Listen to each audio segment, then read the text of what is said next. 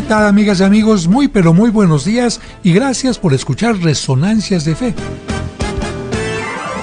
Hoy en la sección Cultura y Fe te hablaremos de los únicos arcángeles que menciona la Biblia. En nuestra sección infantil el cuento El milagro de San Antonio. Aproximadamente 600 años vivió en Italia San Antonio de Padua, un hombre que llegó a ser santo por su predicación y su manera de vivir. Entre los episodios de su vida se cuenta que en una predicación recordó las palabras de Cristo. Esa narración nos permitirá comprender mejor el Evangelio de hoy. ¿De qué sirve tener los dos ojos si te sirven para hacer el mal? En el Santoral te diremos quién tradujo por primera vez la Biblia a un lenguaje popular. Todo esto aquí en Resonancias de Fe, con el Padre José de Jesús Aguilar Valdés, la voz amable de la radio.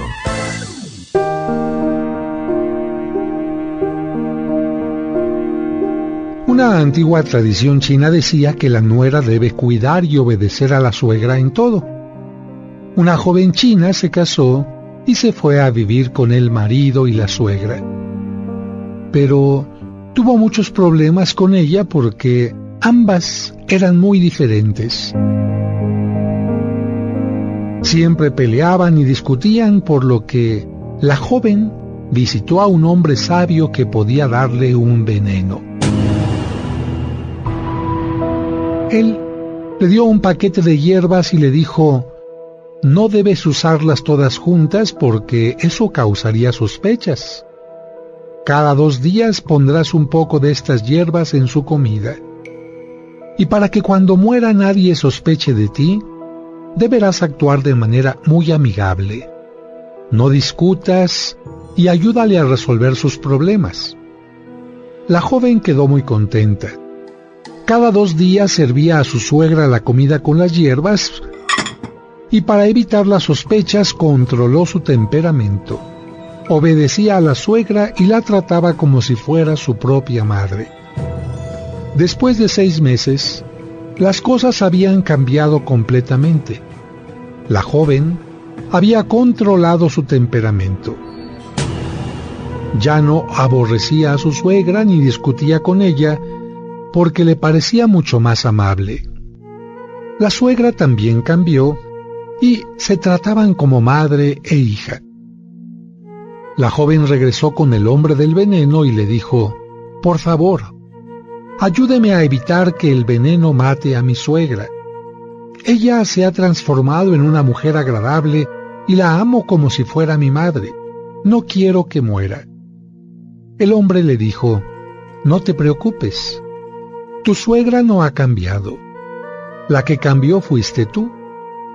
Las hierbas que te di no eran venenosas.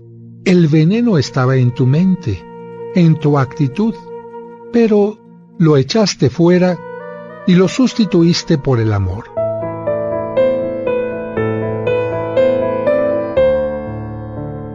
En China existe un adagio que dice: la persona que ama a los otros también será amada.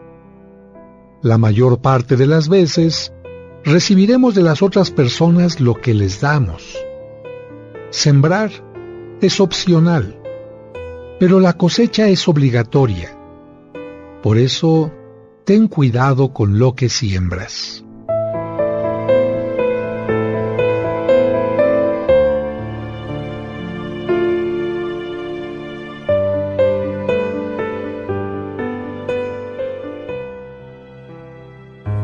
Resonancias de Fe, con el Padre José de Jesús Aguilar Valdés, la voz amable de la radio.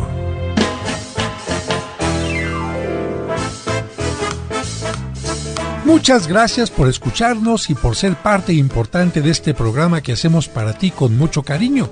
Y como cada domingo le agradecemos a Dios por el don de la vida y le pedimos por ti y por cada uno de los tuyos, especialmente por los enfermitos o por quienes pasan por algún mal momento. Que Dios les llene de bendiciones. Y además de agradecer tu atención, quiero agradecer la presencia de mis colaboradores. En la producción, Sergio Enríquez Morín, y compartiendo micrófonos, Nuestros invitados de hoy en las secciones del Santo Oral y Cultura y Fe, Raúl Mauricio Hernández y Salvador Romero.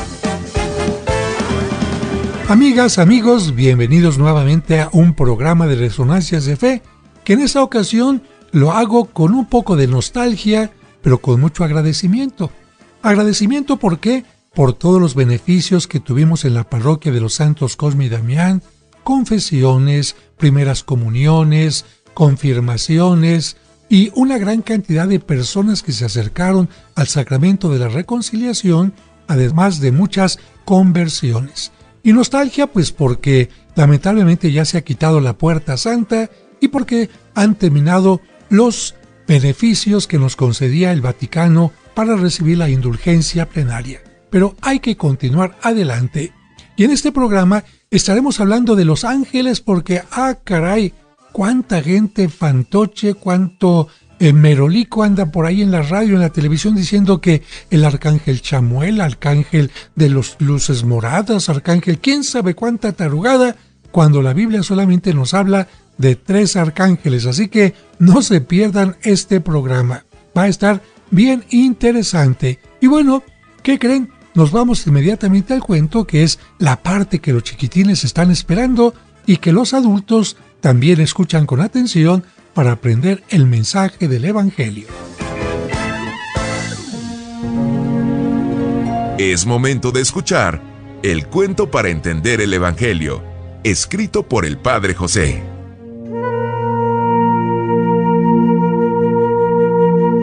El milagro de San Antonio.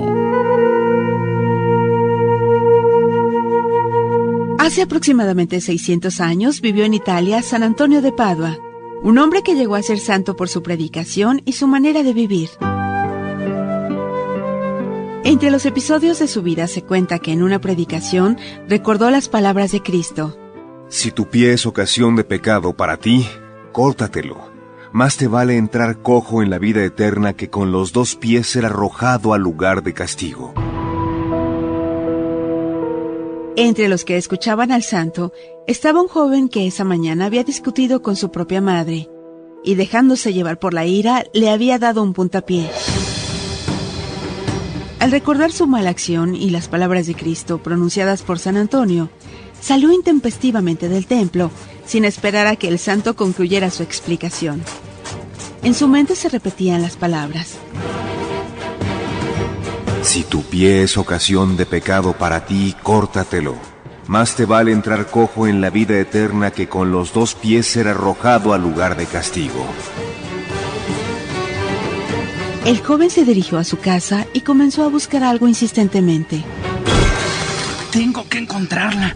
Tiene que estar por aquí. Tengo que encontrarla. ¿Dónde está? Aquí está, aquí está. Finalmente encontró un hacha. Colocó su pie sobre una pequeña mesita y, tomando la herramienta con las 2 manos, lo cortó de un tajo.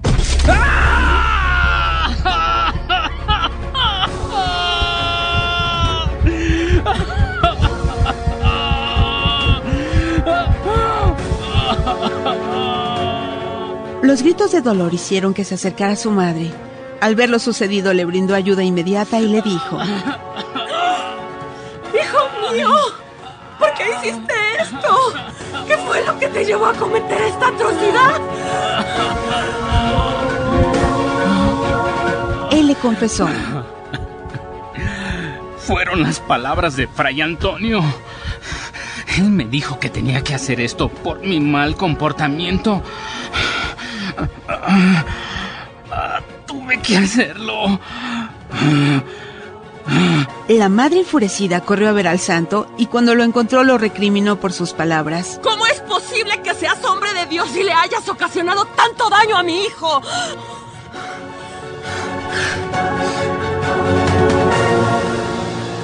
Antonio se quedó sorprendido por aquellas palabras. Calmó a la señora y le pidió que le explicara lo sucedido. Cuando comprendió la razón de la preocupación y enojo de la mujer, la acompañó de inmediato a ver al joven.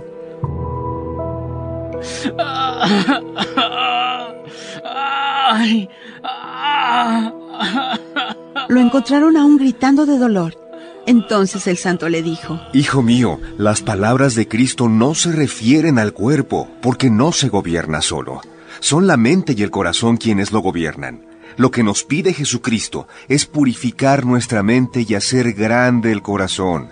Hacer a un lado los obstáculos para que así nuestras acciones dejen de ser malas y egoístas. ¿De qué le sirve al hombre cortarse una pierna o sacarse los ojos si no se arrepiente y se convierte?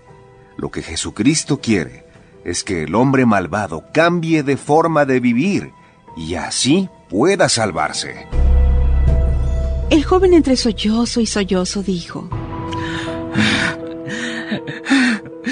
Fray Antonio, yo estaba tan arrepentido de haberle causado daño a mi madre que tomé el hacha y corté el pie con el que me atreví a lastimarla.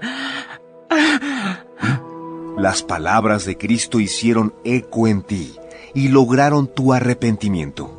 No era necesario cortar tu pie, porque tu corazón y tu mente ya habían sanado. Y Dios siempre perdona a quien se arrepiente. La madre también habló mientras abrazaba a su hijo. Hijo, yo también te había perdonado.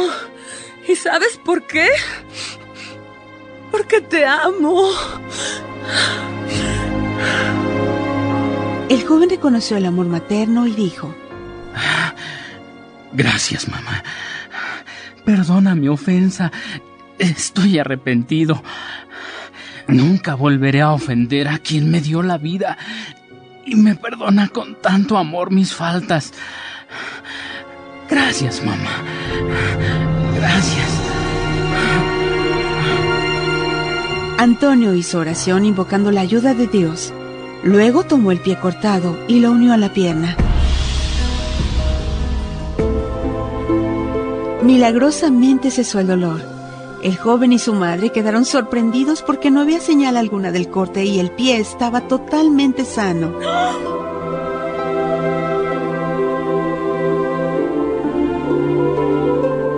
La noticia del milagro corrió por todo el pueblo y San Antonio aprovechó para enseñar. No basta escuchar o leer la palabra de Dios. Es necesario meditarla y comprenderla para ponerla en práctica. Este es un cuento escrito por el padre José de Jesús Aguilar Valdés y podrás encontrarlo en el libro Cuentos para entender el Evangelio. Escuchemos ahora en Resonancias el Evangelio de hoy. Evangelio de San Marcos.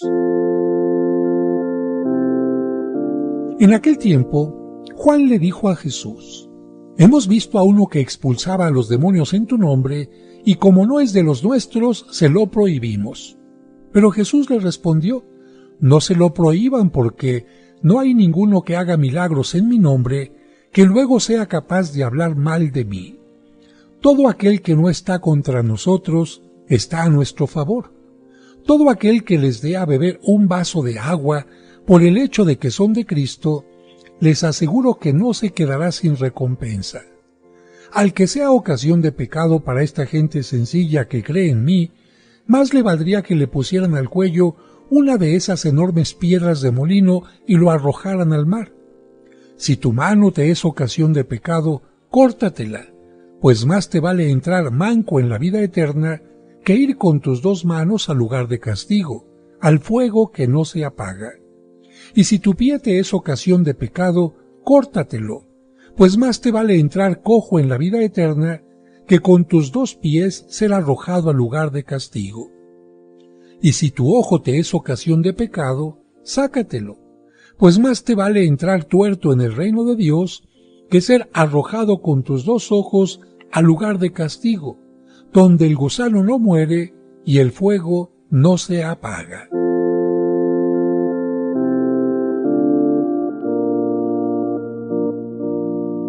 Queridas hermanas, hermanos, el día de hoy el Evangelio tiene 3 segmentos. Uno de ellos nos habla de que una de las faltas más grandes para Cristo es hacer que otra persona, por nuestros actos, palabras o por nuestro mal ejemplo, comience a dedicarse al mal. Otra parte se refiere a cortar la pierna, el ojo o bien la mano para evitar seguir pecando, pero evidentemente que esto no se tiene que entender como algo literal, porque los grandes problemas surgen de la mente o del corazón. En todo caso, lo que nos querría decir esta parte del Evangelio tendría que ser sobre nuestro cambio de actitudes en una forma radical, cambiando del mal al bien. Pero me quiero detener particularmente en la primera parte del Evangelio. En la Sagrada Escritura, la palabra maligno, demonio o Satanás se refiere a todo lo contrario a Dios, su amor y plan de salvación. Por lo tanto, expulsar a los demonios significa combatir todo mal. Entre otras cosas, para eso convocó Jesús a sus discípulos. Así lo dice el capítulo 3 del Evangelio de San Marcos. Llamó a los que él quiso y ellos lo siguieron. Constituyó a 12 para que se quedaran con él, para mandarlos a predicar y para que tuvieran el poder de expulsar a los demonios. Hasta ahí el texto. Podemos pensar que, al igual que los profetas, los discípulos se dedicaron a denunciar las injusticias que se cometían contra los pobres, las prácticas que excluían a mucha gente de una vida digna, la idolatría del poder y del dinero, también que anunciaron la buena nueva de Jesús, que nos invita a vivir la justicia, la paz y la fraternidad. Sin embargo, eso de prohibir a otros que también trabajaban por la paz, por la justicia, por la vida en sí, es una atribución que no les corresponde a los discípulos.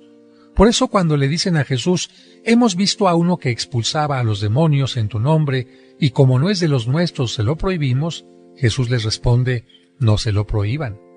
Con esto nos queda claro que Jesús rechaza este celo incorrecto frente a quienes no pertenecen al círculo de sus allegados, porque su gracia y su fuerza están presentes más allá de sus seguidores inmediatos. Y Jesús les da una regla para que sepan discernir de ahora en adelante. Les dice, todo aquel que no está contra nosotros está a nuestro favor. Luego Jesús insiste en el valor que tienen las acciones de quienes ayudan a que se predique el Evangelio. Por eso subraya la importancia de quien les dé a beber un vaso de agua por ser de Cristo, recibirá una recompensa. Y culmina Jesús con la lección de no ser ocasión de pecado para la gente sencilla, sino más bien esforzarse por entrar en la vida eterna, que es sinónimo de entrar en el reino de Dios. Hoy podemos preguntarnos, ¿qué tanto estamos trabajando por extender la palabra de Dios? ¿Nos queda claro que la acción de Dios no se limita a los católicos? ¿Tenemos envidias o rivalidades con otros grupos que buscan hacer el bien o sabemos convivir en ambiente de fraternidad con ellos? Pidámosle a Dios que nos ayude a denunciar situaciones de corrupción, violación a los derechos humanos, explotación irracional de los recursos naturales y que nos ayude a trabajar juntos por un mundo mejor donde imperen la justicia y la armonía entre los hombres.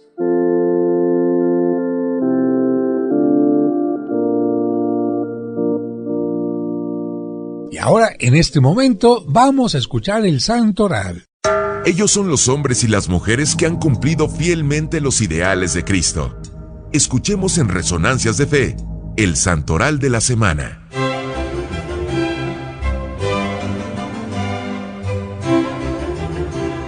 El 30 de septiembre se celebra a San Jerónimo. Es uno de los santos más importantes de todos los tiempos porque gracias a él podemos leer la Biblia, amigos. Jerónimo significa el que tiene un nombre sagrado.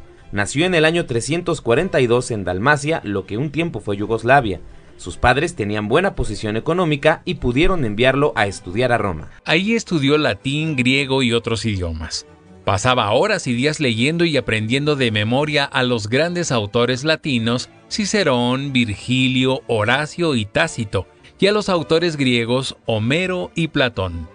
Pero no dedicaba tiempo a leer libros religiosos que lo pudieran volver más espiritual. Sin embargo, Dios tocó su corazón y tuvo una gran conversión que le hizo ver la vida de otra manera. Entonces Jerónimo decidió irse un tiempo al desierto para hacer penitencia por sus faltas, por sus pecados, especialmente por 3. Su gran sensualidad, se dejaba llevar mucho por los deseos carnales, su mal genio y su gran orgullo. Como se hizo una persona muy buena y sabía muchos idiomas, el Papa San Dámaso le encomendó hacer la traducción de la Biblia. Las traducciones que existían en ese tiempo tenían muchas imperfecciones de lenguaje y muchas imprecisiones, así que las traducciones no eran muy exactas. San Jerónimo tradujo la Biblia al idioma que el pueblo hablaba en ese tiempo, el latín. En aquel tiempo todavía no se había inventado ni el español, ni el francés, ni el italiano, ni muchos otros idiomas. Casi toda la gente en Europa y en otras partes hablaba el latín, y como pueblo en latín se dice vulgo, a esa traducción se le dio el nombre de Vulgata, que significó popular o para el pueblo. Esta Biblia fue la oficial para la Iglesia Católica durante 15 siglos. Solo en los últimos años ha sido reemplazada por traducciones más modernas y más exactas. A veces predicaba muy duramente contra los defectos de la alta clase social. En una ocasión dijo que las señoras ricas tenían 3 manos, la derecha, la izquierda y una mano de pintura. Con eso les hacía pensar que se preocupaban mucho por su maquillaje, pero que no se preocupaban de su vida interior. En otra ocasión dijo que a las familias adineradas solo les interesaba que sus hijas fueran hermosas como terneras, los hijos fuertes como potros salvajes y los papás brillantes y mantecosos como marranos gordos. Con esto les quería decir que se preocupaban mucho por comer, por alimentar su cuerpo, pero no alimentaban su espíritu. Claro, esto hizo que muchas personas se molestaran con él y mejor decidió retirarse a Tierra Santa. Ahí pasó 35 años dentro de una gruta, exactamente junto a la cueva de Belén. Con la ayuda de varios bienhechores, construyó un convento para hombres y 3 para mujeres, y además una casa para atender a los peregrinos que llegaban de todas partes del mundo a visitar el sitio donde nació Jesús. En ese lugar tranquilo, mediante la oración, la penitencia y la reflexión, escribió textos llenos de sabiduría que le dieron fama en todo el mundo. Fue nombrado patrono de los que se dedican a hacer entender y amar más las Sagradas Escrituras. San Jerónimo murió el 30 de septiembre del año 420, cuando iba a cumplir los 80 años. El 1 de octubre se celebra a una santa cuyas reliquias viajaron desde Francia para visitar la Ciudad de México, Santa Teresita del Niño Jesús. Ella quedó huérfana de madre a los 4 años. Entonces se fue a vivir bajo la protección de una tía en un pueblo llamado Lisieux. Por eso le llamaron más tarde Teresita de Lisieux. Sus 2 hermanas ingresaron a un convento y ella también quería entrar, pero como era muy joven tuvo que ir con su padre a Roma para que le dieran el permiso. Fue aceptada y desde que ingresó, no obstante su juventud, se caracterizó por una profunda vida espiritual y de servicio. Su vida espiritual llamó tanto la atención de sus superioras que le ordenaron que escribiera su autobiografía. Esta se publicó y se tituló Historia de un alma. Este libro es famoso en todo el mundo. Lamentablemente, en 1889 sufrió mucho porque su papá perdió la razón. Pobrecita, imagínense, primero se le muere la mamá, luego las hermanas se van al convento y se queda sola. Luego no la dejan entrar al convento y cuando entra su papá se queda mal de su cabecita. Y no renegó de Dios con tanto problema, todo lo contrario.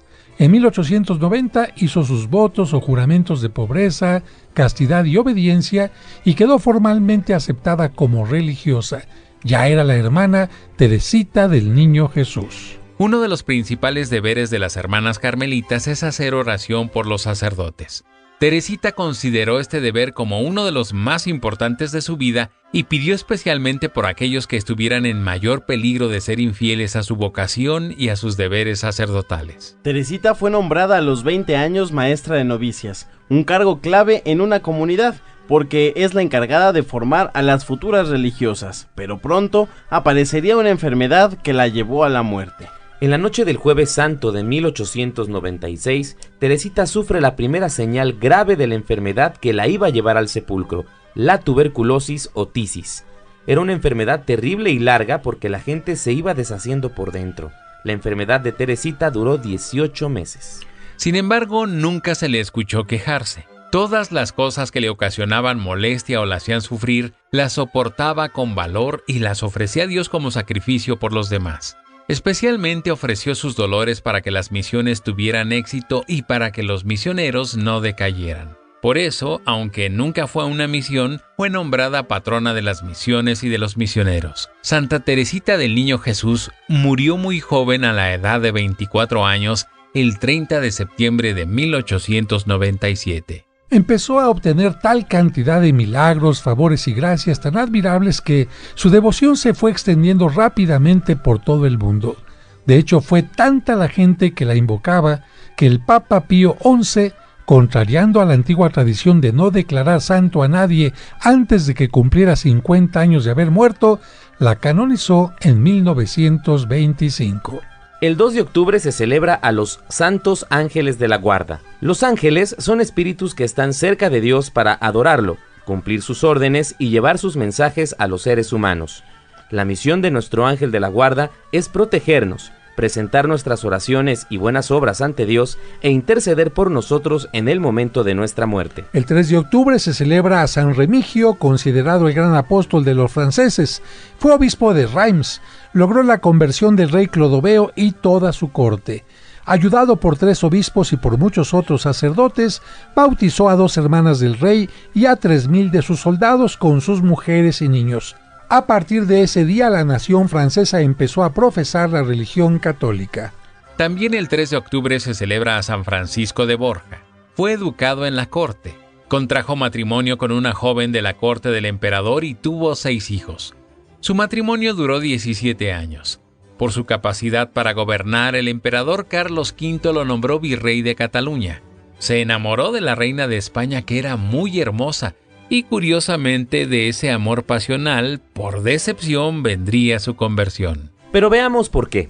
La reina murió en plena juventud y Francisco fue encargado de llevar su cadáver hasta la ciudad donde iba a ser sepultada. Este viaje duró varios días y al llegar al sitio de su destino abrieron el ataúd para constatar que sí era ese el cadáver de la reina. Pero en aquel momento el rostro de la difunta apareció tan descompuesto y maloliente por la putrefacción que Francisco se conmovió profundamente y se dijo a sí mismo: nunca más me enamoraré de lo que es tan pasajero, ni me dedicaré a servir a jefes que se me van a morir. De ahí en adelante decidió dedicarse a servir únicamente a Cristo, que vive para siempre. Francisco de Borja le escribió a San Ignacio de Loyola pidiéndole que lo admitiera como jesuita. Ignacio le pidió que primero asistiera a la universidad y obtuviera el grado en teología. Y es que San Ignacio quería que todos los jesuitas tuvieran una buena preparación. Después de dejar a sus hijos en buena posición y heredarles muchos bienes, fue ordenado como sacerdote jesuita. Y alguien se preguntará, ¿entonces una persona puede ser sacerdote después de haberse casado? Miren, solo en el caso de que quede viuda y hasta después de que haya educado a todos sus hijos ayudándoles hasta su mayoría de edad.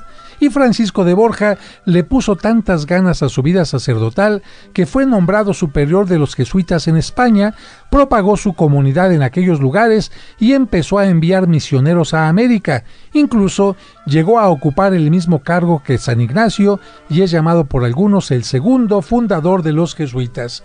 El 4 de octubre se celebra a San Francisco de Asís. Como ustedes saben, él nació en Asís, Italia, en 1182. Cuando nació, su madre le puso el nombre de Juan, pero como su papá admiraba mucho a Francia, porque era un comerciante, le puso el nombre de Francesco, Francisco, que significa el pequeño francesito. Así que fue la primera persona, Francisco de Asís, que llevó este nombre.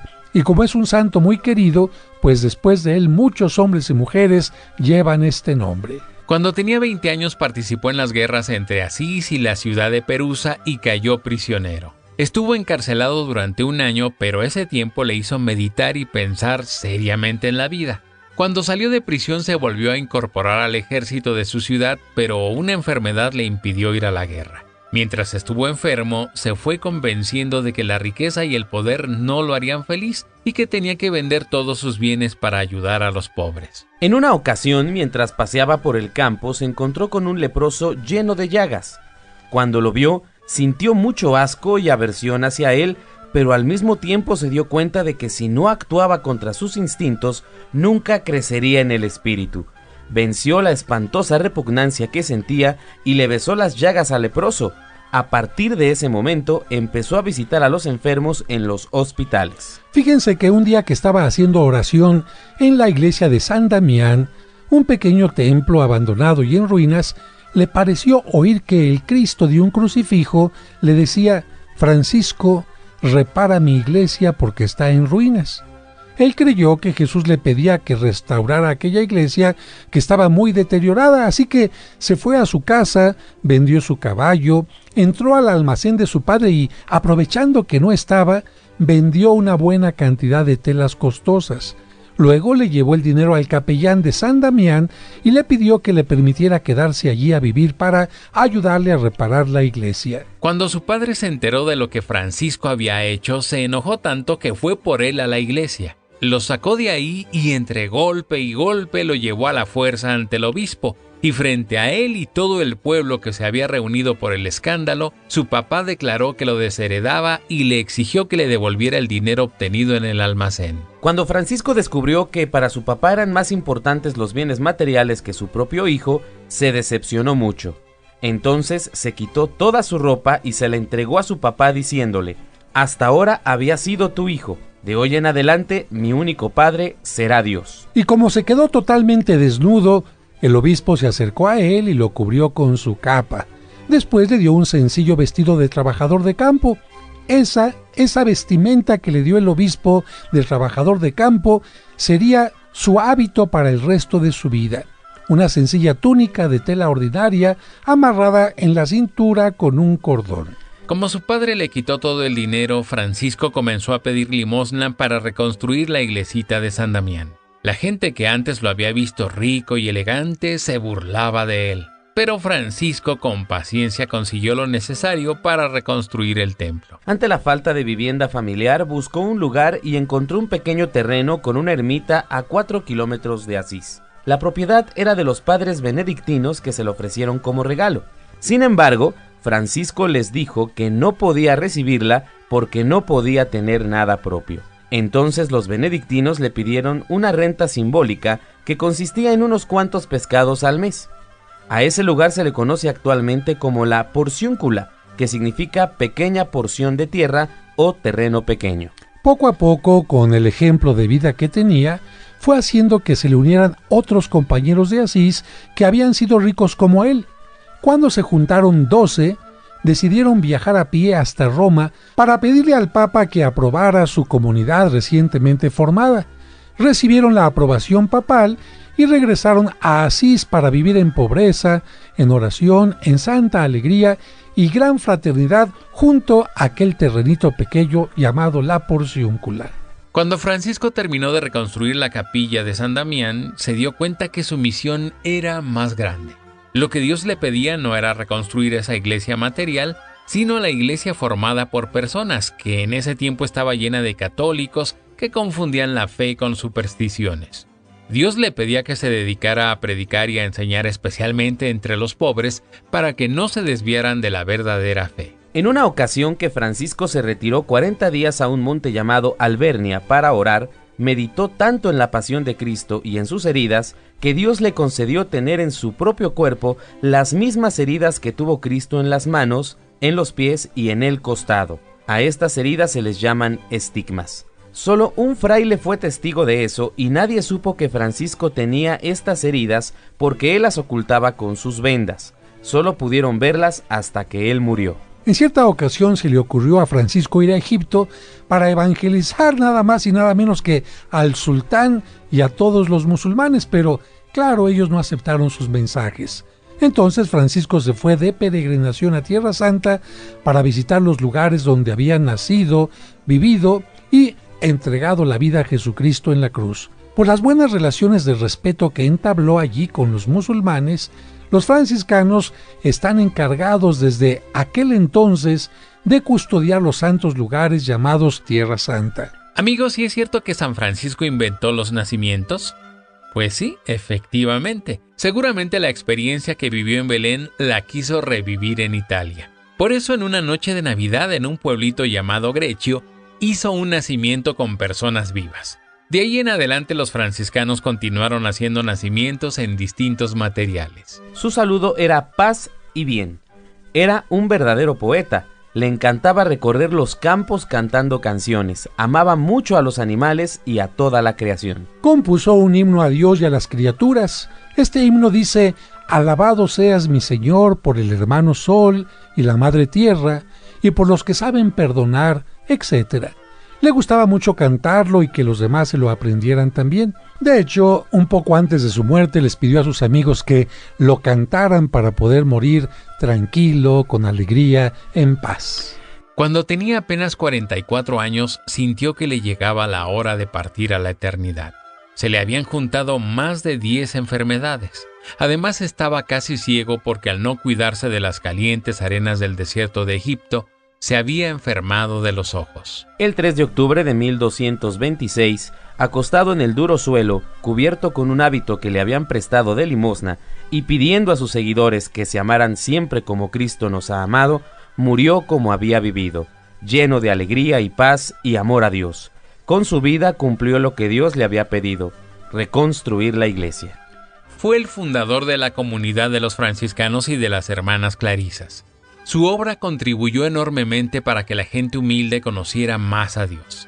Los seguidores de San Francisco, es decir, los franciscanos, capuchinos, clarisas, etc., son el grupo religioso más numeroso que existe en la Iglesia Católica. Y hay que recordar que fueron los primeros misioneros que llegaron a nuestras tierras. Cuando apenas había transcurrido 2 años de la muerte de Francisco, el Papa lo declaró santo. Es uno de los santos más conocidos y queridos a tal grado que en todos los países de la tierra se venera y se admira a este hombre enamorado de Dios, sencillo y bueno que pasó por el mundo enseñando a amar la naturaleza y a vivir desprendido de los bienes materiales. Este fue el Santoral de la Semana, aquí en Resonancias de Fe.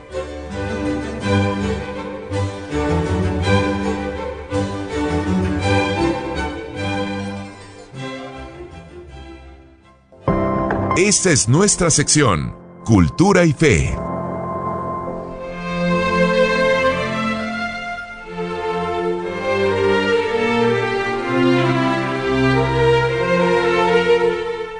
El 29 de septiembre se celebra a los arcángeles San Miguel, San Gabriel y San Rafael.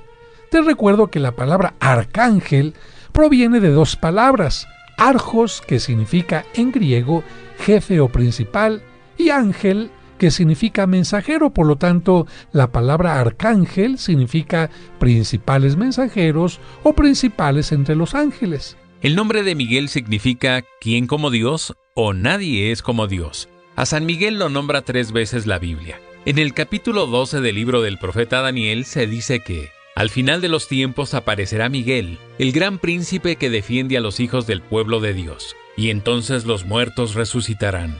Los que hicieron el bien para la vida eterna y los que hicieron el mal para el horror eterno. También el capítulo 12 del libro del Apocalipsis lo menciona diciendo: hubo una gran batalla en el cielo. Miguel y sus ángeles combatieron contra Satanás y los suyos, que fueron derrotados, y no hubo lugar para ellos en el cielo, por lo que fue arrojada la serpiente antigua, el diablo, el seductor del mundo. En la carta de San Judas Tadeo se dice: el arcángel San Miguel se enfrentó al demonio diciéndole: que te castigue el Señor. Por eso a San Miguel lo pintan atacando y venciendo al mal, que se puede representar como una serpiente, salamandra, dragón o como el mismo demonio. La Iglesia Católica siempre ha tenido una gran devoción al arcángel San Miguel. Cuando lo invocamos nos protege con el gran poder que Dios le ha concedido contra el demonio. Vamos ahora con Gabriel. Su nombre significa Dios es mi protector. La Biblia menciona que él fue quien le anunció al profeta Daniel el tiempo en que iba a llegar el Redentor. Así dice el libro del profeta Daniel: se me apareció Gabriel de parte de Dios y me dijo: dentro de 70 semanas de años, es decir, 490 años, aparecerá el Santo de los Santos, o sea, Jesucristo. Al arcángel San Gabriel se le confió la misión más grande que se le haya confiado a criatura alguna: anunciar la encarnación del Hijo de Dios, el momento en que Jesucristo comenzaba a hacerse hombre en el vientre de María. El Evangelio de San Lucas lo menciona diciendo: fue enviado por Dios el ángel Gabriel a una ciudad de Galilea, a una virgen llamada María, y llegando junto a ella le dijo: salve María, llena de gracia, el Señor está contigo. Ella se turbó al oír aquel saludo, pero el ángel le dijo: no temas María, porque has hallado gracia delante de Dios. Vas a concebir un hijo a quien pondrás por nombre Jesús. Él será hijo del Altísimo y su reino no tendrá fin. La Virgen se ha de haber puesto muy contenta y con ella todo el mundo, porque así se cumplían las profecías. El Hijo de Dios venía al mundo a salvarnos. ¡Qué buena noticia! Y por esa noticia San Gabriel es el patrono de las comunicaciones y de los comunicadores, porque trajo al mundo la más bella noticia, que el Hijo de Dios se hacía hombre. Rafael significa medicina de Dios. Nos dice la Biblia en el libro de Tobías que este arcángel fue enviado por Dios para quitarle la ceguera a un hombre muy bueno que se llamaba Tobías. También acompañó al hijo de Tobías en un largo y peligroso viaje y hasta le consiguió esposa.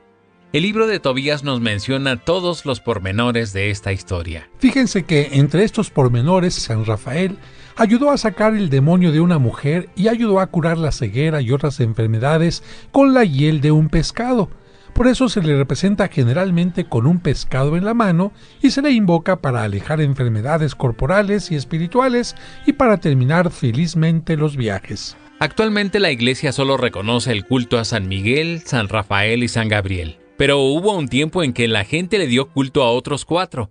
Y si solo se acepta el culto a los 3 que hemos mencionado, es porque la Biblia solo habla de esos 3. Hay una tradición, amigos, que nos dice que los otros 4 arcángeles se le revelaron, se le aparecieron a un sacerdote en la ciudad italiana de Palermo entre los años 1520-1525. Sus nombres son Uriel, Sealtiel, Jeudiel y Baraquiel.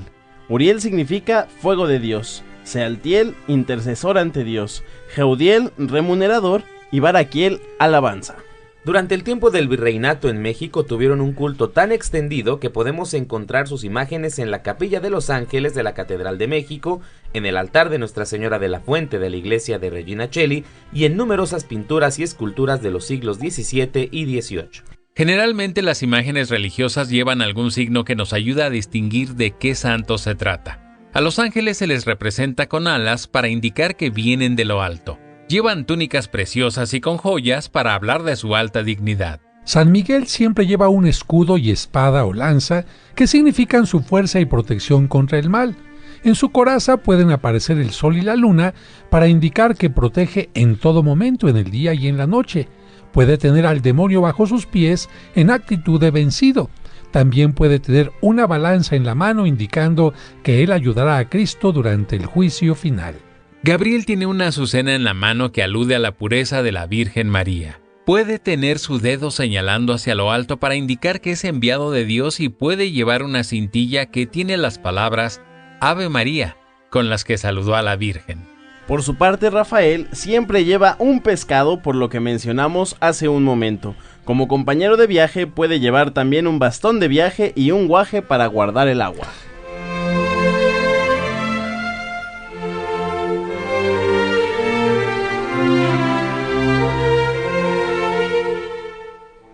Resonancias de Fe. Amigas, amigos, estamos llegando ya al final de este programa y bueno, como siempre yo agradezco la atención a mi productor, que por cierto acaba de cumplir años recientemente y lo felicitamos y pedimos bendiciones para él y para su familia. Y no puedo dejar de enviar el saludo a todos los transportistas de México y de Estados Unidos, que Dios los bendiga y que lleguen con bien a su meta mientras están escuchando este programa. Les agradezco mucho. Y para cualquier información que quieran ustedes sobre el extracto de agave que a mí me salvó la vida, sobre mis libros o el curso de autoestima que vamos a comenzar el próximo domingo, pueden marcar al 5555-667744, lo repito, 5555-667744 o también al 55-5705-5939. 55-5705-5939. Los invito a que vengan a la parroquia para que vean las nuevas esculturas que hay en la parroquia, especialmente la única escultura en todo México dedicada a las mascotas. Ciertamente hay una dedicada al perro abandonado a la salida de la carretera de Cuernavaca, pero bueno, en este caso está dedicado este monumento a esa mascota que usted tiene en casa, ese perro, ese gatito, ese pajarito, y también a las mascotas que ya se han ido a la presencia de Dios. Vengan a verla, aquí en Serapio Rendón número 5, en la colonia San Rafael. Que Dios les bendiga y hasta el próximo domingo.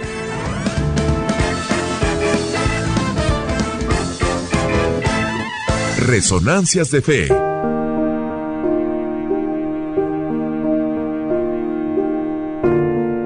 Señor, te damos gracias por esta semana que estamos iniciando. Queremos desde este momento ofrecerte nuestros esfuerzos y trabajos, el amor de las parejas, la inocencia de los niños, la sana inquietud de los jóvenes, la paciencia de los enfermos y el ejemplo de los ancianos. Te pedimos por quienes más necesitan de ti. Acompáñanos, fortalécenos, muéstranos el camino correcto. Danos humildad para reconocer nuestros errores y para perdonar a quienes nos ofenden. Ayúdanos a crear un mundo más justo, a defender al desamparado y a compartir los bienes con que nos bendices. Si en estos días vamos a ser probados, ayúdanos a superar la prueba. Y si tu voluntad es llevarnos a tu presencia, haz que nuestra muerte, unida a la de Cristo, sea el camino de la resurrección. Amén. Esperamos que ahora que has aprendido más, tu fe te dé la seguridad y confianza para seguir adelante en la vida.